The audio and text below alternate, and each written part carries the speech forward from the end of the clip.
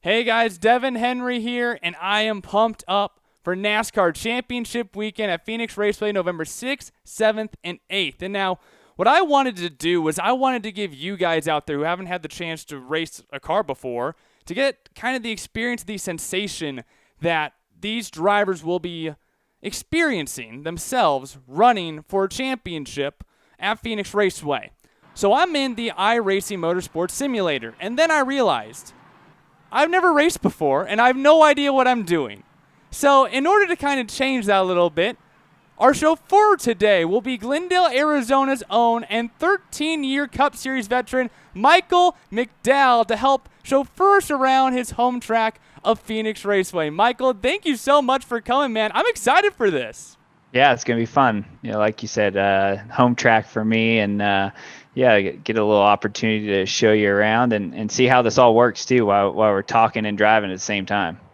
Alrighty, so let's go ahead. We're gonna hop into our Ford Mustangs we got from our buddies over at Santan Ford. Actually, just threw it right on the track afterwards. But we got our Ford Mustangs out here, and this track on iRacing is a little bit older, so it doesn't have the new start finish line, but nonetheless, we're gonna give it our best here to kind of show you guys what this is like. All right, cool. Well, here we are at Phoenix Raceway. You can see the beautiful mountains there in the backdrop, the desert. It's coming down through the dog leg, which is a very usable area nowadays, especially on restarts. I get so confused on which turn I'm in now. It keeps changing, but I'll try to get it right as best as I can. Yeah, the setup doesn't help either, does it? No, passing the old start-finish line into turn 3, right down to the line, trying to hold it as long as you can, getting back on the gas, using up all the track, start-finish line, through the dog leg, hard on the brakes, easing it down into turn 1. You can get below the apron here, use a little bit of the flat, kind of helps the car turn.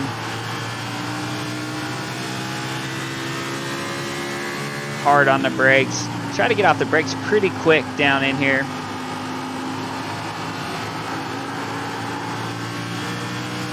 There's the lap right there. Well, you're right there with me. We'll have to go a little faster here. I'm trying my best. We had that go-kart experience over at Octane. That was the number one thing that I couldn't do. Keep up with the real-life NASCAR driver. I guess in the virtual world, I have a better chance of doing it, though. When it comes to you guys in the cockpit, the fans in the stands and the fans watching on TV, they don't get the full experience. So inside the cockpit, what are some difficulties that you guys face that guys watching the race, they just don't really understand? They can't really comprehend just watching from the outside.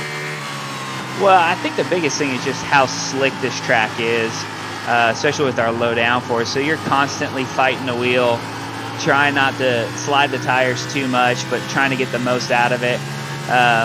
Which is a lot of fun, but it's a hard day. You're working hard behind the wheel, trying not to make mistakes, get a little loose there, always chasing it, always fighting it, and just not losing your concentration. This track in particular, because it's so easy to miss your line and get up in the dirt, and obviously with the wind and the desert there, you have a lot of sand and dust on outside the lanes, so it's definitely a treacherous track at times.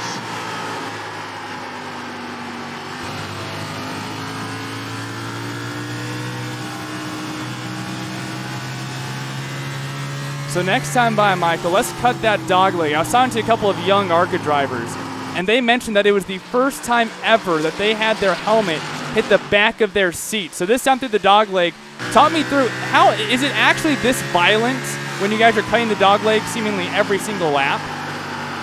Yeah, it's definitely violent, especially if you come up the racetrack like here at the exit and then come down. The car bounces quite a bit there and then wants to jump sideways when you come back onto the racetrack. So you definitely have to be easy when you transition back on, and when you're 3 wide and you got cars on your outside, that's even harder. There is some time to be gained there. You lose a little bit of momentum, but obviously you're running a much shorter distance. But man, it does a number on the underside of the race car for sure when you drop down like that. So championship weekend coming up. When it comes to that championship 4, Usually you got to win the race in order to win the championship. What is the key for those 4 drivers to pass the giant Saguaro first and be a Cup Series champion? What's the keys? Oh man, I think it's going to take executing restarts perfectly. I mean, this race at times can get kind of strung out and long green flag runs, but I think when you're talking about the championship and the final round, the intensity is going to be so high up there that you're going to have to execute. You're going to have to be good, not only on the long run but the short run. And I'm excited. I'm excited for everybody at Phoenix to have the championship round. Have a champion crowned in Phoenix. It's hard to bet against guys like Kevin Harvick or Denny Hamlin at a place like this. So it's going to be a great championship, and but the biggest thing is getting there and putting yourself in position to do it. Yep, excited. November 6th, 7th, and 8th. 4 champions will be crowned in 4 different series.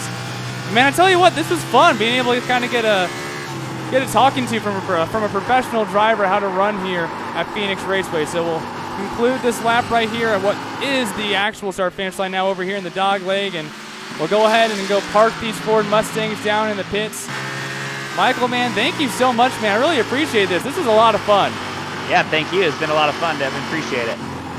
All right, this is Sports 360 AZ, ready for championship weekend. Just a couple weeks away now. Ready to crown champion in Phoenix and also again in 2021.